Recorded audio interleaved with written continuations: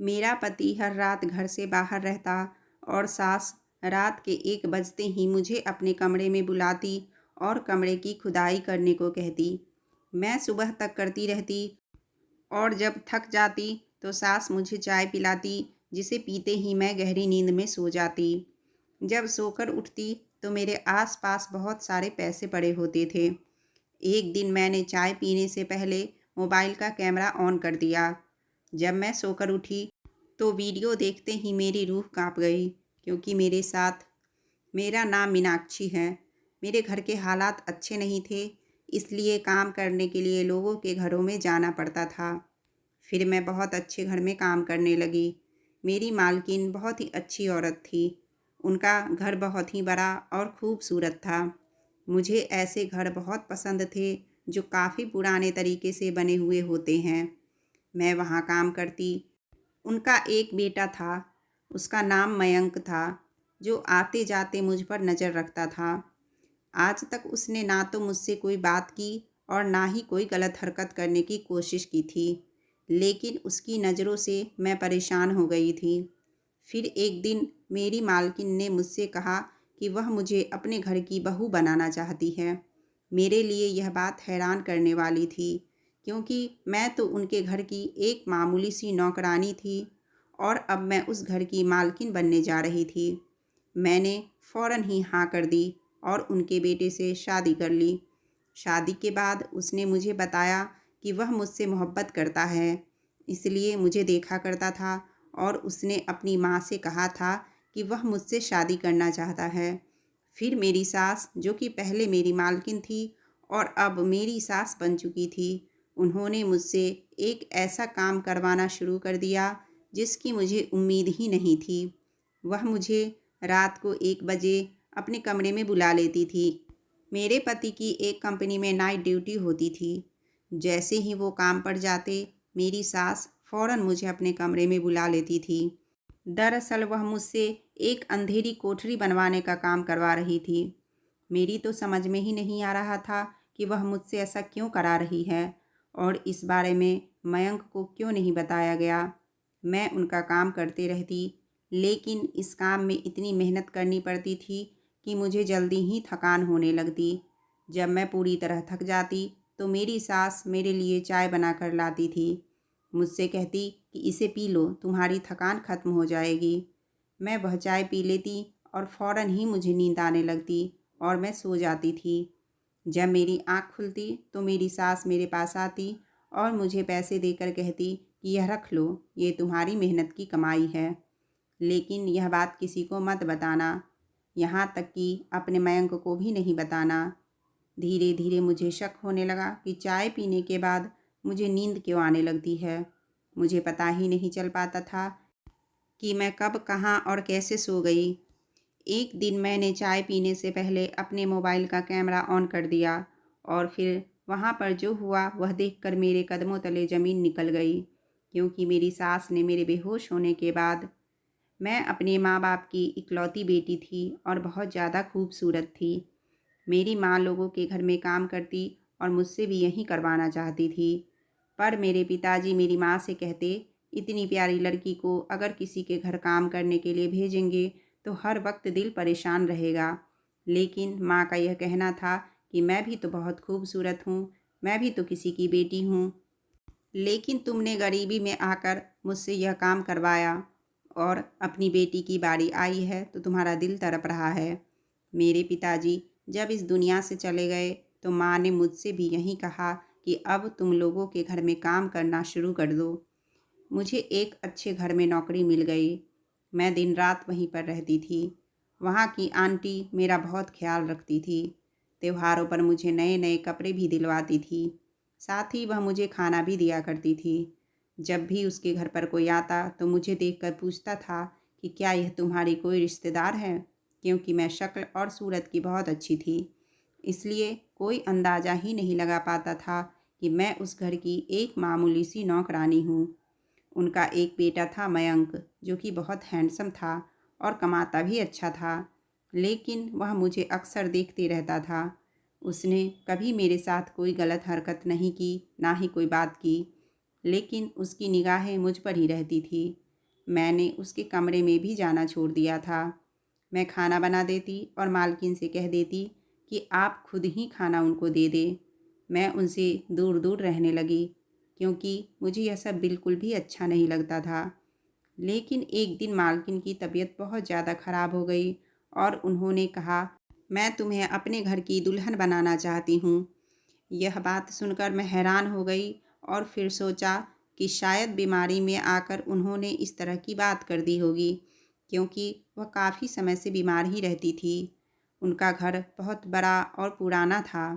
इस तरह के घर तो आजकल दिखते भी नहीं थे और मुझे ऐसे घर बहुत ज़्यादा पसंद थे। अगली सुबह जब उनकी तबीयत बेहतर हुई तो कहने लगी कि कल तुमसे एक बात कही थी। मैंने कहा, मालकिन मैंने बुरा नहीं माना, क्योंकि आपकी तबीयत ख़राब थी और इसलिए शायद आपने बीमारी की वजह से यह बात मुझसे कही थी। इस पर वह मुझसे कहने लगी कि मैंने बीमारी में आकर बात नहीं की थी। मैं हकीकत में तुमसे अपने बेटे की शादी करवाना चाहती हूँ। तुम खुद ही सोचो, अब इस उम्र में मैं अपने बेटे के लिए कोई लड़की कैसे ढूंढूंगी? उसके बाद पता नहीं वो लड़की कैसी होगी। मेरे बाद वह मेरे घर का ख्याल रख सकेगी या नहीं। तुम में वह सारे गुण हैं जो एक अच्छी लड़की में होनी चाहिए। अब ना तो इस उम्र में मेरे अंदर इतनी हिम्मत है, ना ही इतनी ताकत है कि मैं तुम्हारी जैसी दूसरी लड़की ढूंढ सकूं। तुम खूबसूरत तो हो ही और बहुत अच्छी तरह से मेरे घर का, मेरे बेटे का और मेरा भी ख्याल रख रही हो। इसलिए मैं चाहती हूँ कि अब इस नौकरी को हम रिश्तेदारी में बदल दें। तुम्हारे हाथ का खाना मयंक को बहुत पसंद आता है। मुझे यह भी पता है कि मयंक को कोई और लड़की पसंद नहीं है। इसलिए मैंने फैसला कर लिया है कि मैं अपने बेटे की शादी तुमसे ही कराऊंगी। तुम अपनी माँ को मेरे घर पर भेज देना, मैं उनसे बात कर लूँगी। मैंने कहा, ठीक है। इतना कहकर मैं अपने घर आ गई। घर आकर जब यह बात अपनी माँ को बताई तो मेरी माँ ने मुझे बहुत बातें सुनाई। उन्होंने कहा कि तूने ही चक्कर चलाया होगा, उसके बेटे को अपने हुस्न के जाल में फंसा लिया होगा। जबकि मेरे दिमाग में तो कुछ और ही चल रहा था, क्योंकि मैं अपने ख़ानदान की सबसे खूबसूरत लड़की थी। इसलिए ख़ानदान के जितने भी लड़के थे, सब के रिश्ते मेरे लिए आ चुके थे। जहाँ खूबसूरती होती है वहाँ नज़ाकत आ ही जाती है। इसलिए मेरे अंदर थोड़ी सी नज़ाकत थी और मैंने सारे रिश्ते ठुकरा दिए थे। मैंने अपनी माँ से कहा कि मेरी शादी मयंक से करा दो। फिर मेरी शादी उससे हो गई। मेरे पति की नाइट ड्यूटी थी। मैं तो अपनी मालकिन, जो कि अब मेरी सास थी, उनकी मैं हमेशा बहुत ज़्यादा इज्जत करती थी। और अब जब उन्होंने मुझे इस घर की बहू का दर्जा दे दिया था तो मेरे लिए ये कोई एहसान से कम नहीं था। मैं उनकी हर बात मानती थी, दिन रात उनका बहुत ख्याल रखती थी। अपने पति से ज़्यादा मैं उनके खाने पीने का ख्याल रखती थी। अपने पति को तो खाना मैं बाद में देती, पहले उनसे जाकर पूछती कि आपने खाया कि नहीं। वह भी मेरे साथ बहुत खुश थी और कहती थी कि मेरा फैसला बिल्कुल भी गलत नहीं है। मैं भी उनको यह एहसास नहीं करवाना चाहती थी कि वह किसी गरीब की बेटी को घर लेकर आई थी। मैं तो उनको यह एहसास करवाना चाहती थी कि मैं एक अच्छी लड़की हूँ और उनकी दिन रात सेवा करती थी। एक दिन रात के 1 बजे का वक्त था। मयंक नाइट ड्यूटी पर थे। मैं अपने कमरे में सो रही थी। तब मेरी सास ने मुझे बुलाया और कहा कि तुमसे एक ज़रूरी बात करनी है। मैं उनके कमरे में चली गई तो उन्होंने एक दीवार से अलमारी को हटाया तो मैंने देखा कि घर तो बहुत मजबूत और पुख्ता था, लेकिन यह दीवार कुछ कच्ची थी और इसके नीचे कुछ खुदाई हुई थी। मेरी सास ने कहा कि तुम्हें यहाँ पर दीवार को खोदकर अंडरग्राउंड एक कोठरी बनानी होगी। दरअसल मैं इस काम के लिए किसी पर भी भरोसा नहीं कर सकती और मुझसे यह काम हो नहीं सकता है, इसलिए यह काम तुम्हें ही करना होगा। उनकी बात सुनकर मैं हैरान हो गई, क्योंकि यहाँ पर गड्ढा खोदकर अंडरग्राउंड कोठरी बनाना कोई आसान काम तो नहीं था। जब उन्होंने मुझे हैरान परेशान देखा तो कहने लगी कि देखो, कोई जल्दी नहीं है, तुम यह काम आराम से कर सकती हो। चाहे तो रोज़ थोड़ा थोड़ा करो, मुझे कोई प्रॉब्लम नहीं है। मैंने अपनी सास से कोई सवाल नहीं किया क्योंकि मुझे नहीं लगता था कि वह मेरे किसी सवाल का जवाब देती और मुझ में इतनी हिम्मत नहीं थी कि मैं उनसे कुछ सवाल जवाब कर सकूं। मैं बस हमेशा की तरह उनका हुक्म मान ली जैसे मैं हमेशा माना करती थी। मैंने तुरंत वह काम शुरू कर दिया। रात के 1 बजे से लेकर सुबह तक वह काम करती रही। वह काम बहुत मेहनत का था और मैं पसीने से भीग जाती थी। अभी मैं काम में लगी हुई थी कि मेरी सास बाहर से आई। मुझे नहीं पता कि वह कहाँ से आई थी। बस उनके हाथ में एक चाय का कप था। उन्होंने मुझसे कहा कि आज के लिए इतना काम काफ़ी है, यह लो चाय पी लो। मैंने जैसे ही वह चाय पी उसके बाद मुझे होश ही नहीं था कि मैं कहाँ हूँ। जब मेरी आँख खुली तो मैं कमरे में एक तरफ लेटी हुई सो रही थी। मैंने सुबह उठकर अपनी सास से कहा कि मुझे पता ही नहीं चला कि कब मेरी आँख लग गई। तभी वह मुझसे कहने लगी कि नहीं नहीं कोई बात नहीं, मेहनत का काम करोगी तो नींद तो आएगी ही ना। वैसे भी आज के लिए इतना काम काफ़ी है। उनकी बात सुनकर मैं बाहर जाने लगी तो उन्होंने कहा कि कहाँ जा रही हो। मैंने कहा कि घर के काम करने। लेकिन उन्होंने कहा कि आज से तुम्हें घर का कोई भी काम करने की कोई ज़रूरत नहीं है क्योंकि तुम इस घर की बहू हो, कोई नौकरानी नहीं। घर का काम करने के लिए मैंने एक नौकरानी रख ली है जो आज आ जाएगी। तुम अपने कमरे में जाकर आराम से सो जाओ।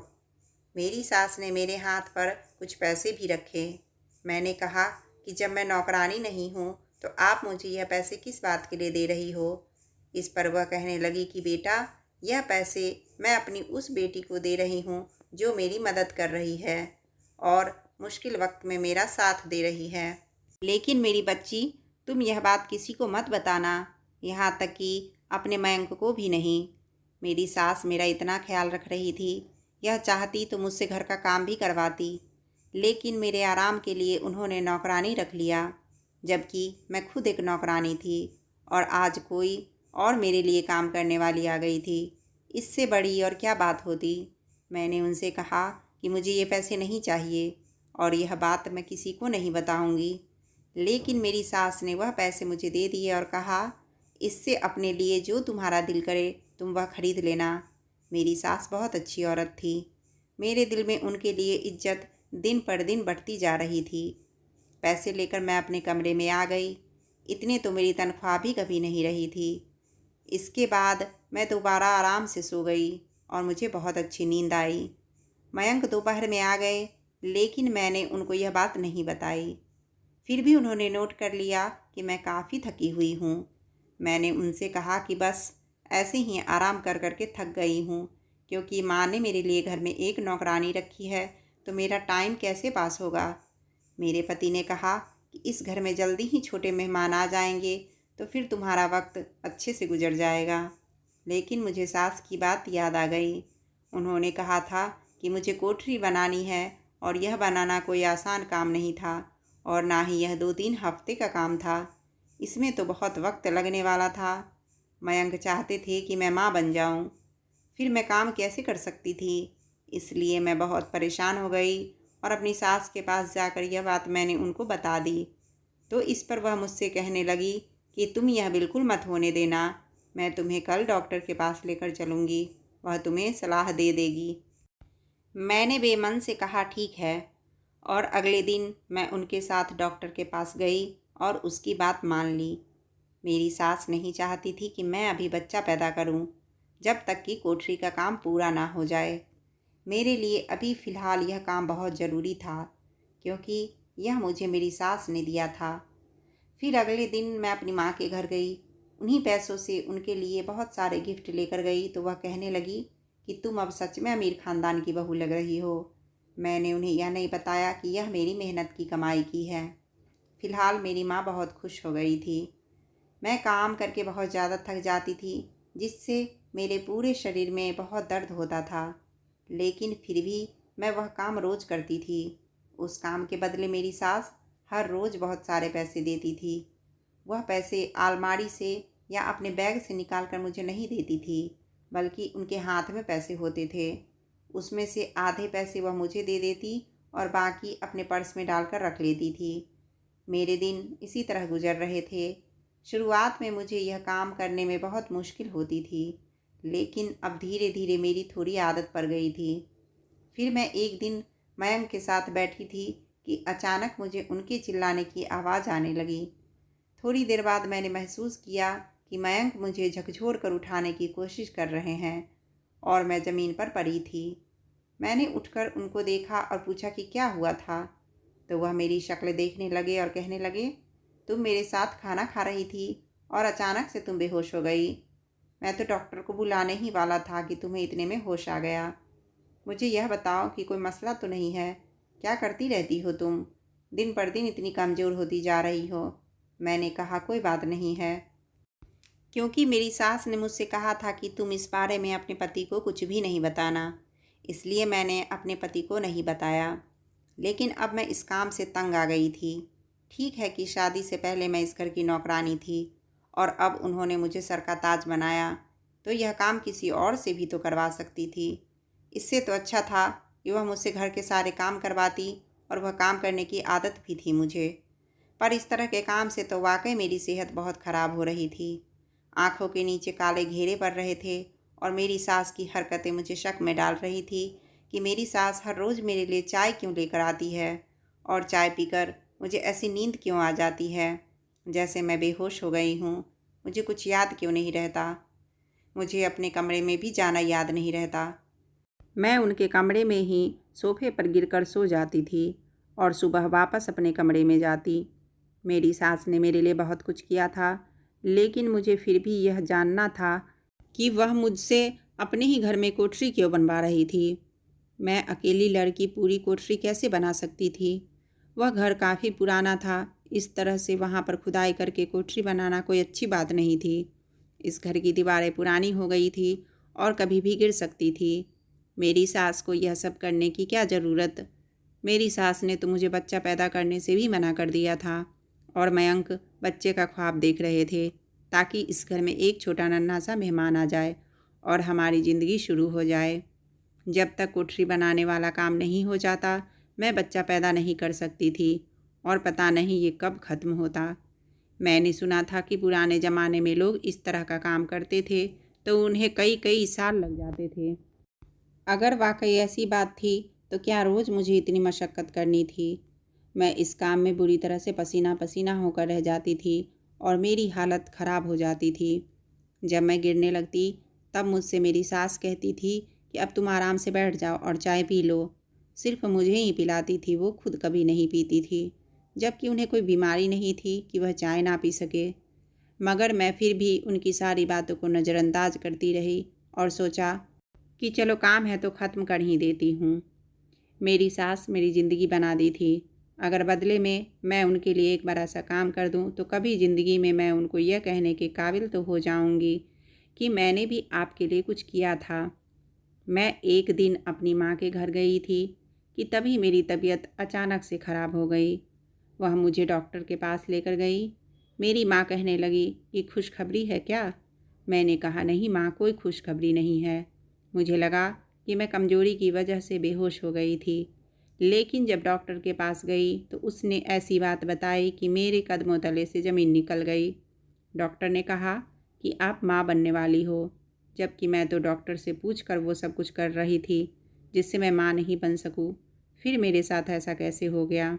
अगर मैं माँ बनने वाली हूँ तो फिर मुझे वो काम नहीं करना था। क्या वह बच्चा मेरे पति का नहीं था? वह बच्चा मेरे पति का नहीं था तो फिर किसका हो सकता है? लेकिन मुझे किसी बात की कोई समझ नहीं आ रही थी। मेरा दिमाग घूम रहा था।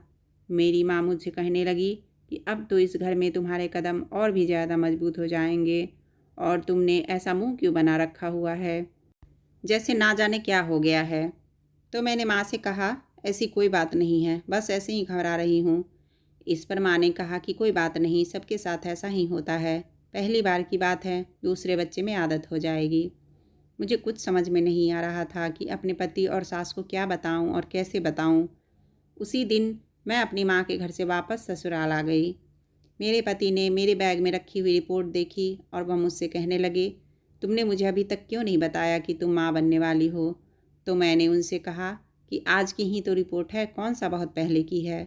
यह बात सुनकर वह बहुत खुश हुए और जल्दी से जाकर अपनी माँ को ये बात बता दी। मेरी सास मुझे हैरान होकर देखने लगी और मौका मिलते ही मुझसे कहने लगी कि मैंने मना किया था ना, तो फिर यह सब कैसे हुआ? तो मैंने उनसे कहा कि मुझे डॉक्टर ने जैसा कहा था मैंने वैसा ही किया, लेकिन पता नहीं यह सब कैसे हो गया। मेरी सास ये सुनकर बहुत परेशान हो गई और मुझे लगा कि आज से वह काम करने के लिए मुझे नहीं बुलाएंगी, क्योंकि उनको पता है कि मैं माँ बनने वाली हूँ। लेकिन मैं हैरान हो गई जब मेरी सास ने मुझे बुलाया। मैंने उनसे कहा कि मुझसे अब यह काम नहीं कराना चाहिए आपको। मैं इतनी मेहनत का काम करूँगी तो मेरे बच्चे को कुछ हो जाएगा।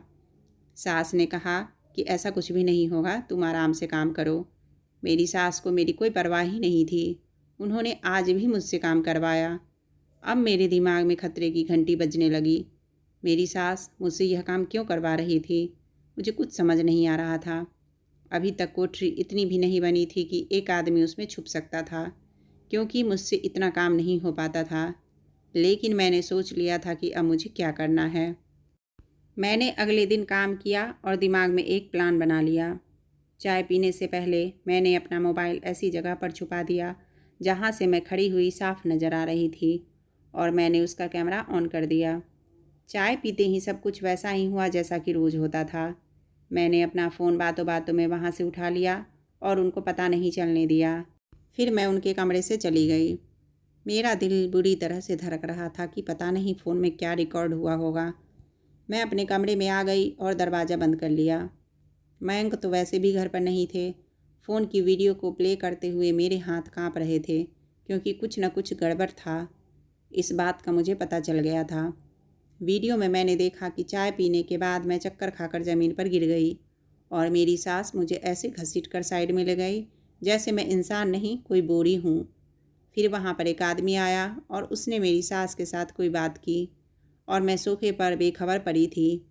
फिर उसने मेरी सास को पैसे दिए, कोठरी की तरफ देखा और वह आदमी वहाँ से चला गया। मैं उस आदमी को नहीं जानती थी, इसलिए मैंने यह बात अपने पति को बता दी। मेरी बात सुनकर वह बहुत हैरान हो गए। मैंने उनको यह वीडियो भी दिखाई। वीडियो देखकर वह कहने लगे, यह तो मेरा छोटा भाई है, जिसको मेरे पापा ने घर से बाहर निकाल दिया था, क्योंकि इसकी संगत गलत लड़के से हो गई थी और ये आवारागर्दी करता था और उस लड़के के साथ मिलकर हमारे ही घर में चोरी भी की थी। इसलिए पापा ने इसको घर से निकाल दिया था। अब मैं सारी बात समझ गया हूँ। फिर उन्होंने अपने भाई से बात की और सारा मामला सामने आ गया। और यह मामला यह था कि मेरी सास के नाम पर प्रॉपर्टी थी, जो मेरी सास के जीते जी उन्हीं की रहती और उनके मरने के बाद उनके छोटे बेटे की हो जाती। इसलिए मेरी सास अपने कमरे में कोठरी बनवाकर हमेशा के लिए वहाँ रहना चाहती थी और दुनिया वालों की नज़रों के सामने यह साबित करना चाहती थी कि अब वह इस दुनिया में नहीं रही। और इस काम के लिए मेरी सास को भड़काने वाला मेरा देवर ही था।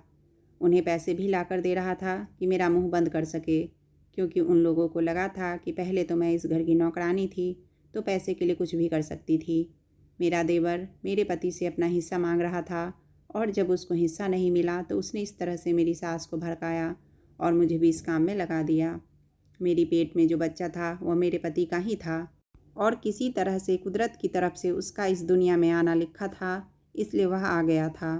मेरे पति ने मेरी सास से बात की और कहा कि आपने मेरी मासूम बीवी का इस्तेमाल किया और मेरी शादी भी इसलिए करवाई ताकि इससे यह काम करवा सके। लेकिन बस बहुत हुआ, मुझे अब आप लोगों के साथ नहीं रहना है। आप अपने छोटे बेटे के साथ ही रहो। मैं अपनी पत्नी को लेकर दूसरे शहर में रहने जा रहा हूँ। मुझे आपकी ज़मीन जायदाद नहीं चाहिए। तभी मेरी सास फूट फूट कर रोने लगी और कहने लगी, बेटा मुझे माफ़ कर दो। मेरे पति ने कहा आपको मुझसे नहीं मीनाक्षी से माफ़ी मांगनी चाहिए। तभी मेरी सास मेरे पास आ गई और मैंने उन्हें गले से लगा लिया। अब मेरी सास मेरे साथ बहुत अच्छे से रहने लगी और मेरा देवर उस दिन के बाद कभी वापस घर नहीं आया। कहानी अगर अच्छी लगी तो लाइक करें और चैनल पर नए आए हैं तो प्लीज़ चैनल को सब्सक्राइब कर दें। वीडियो देखने के लिए आपका बहुत बहुत धन्यवाद।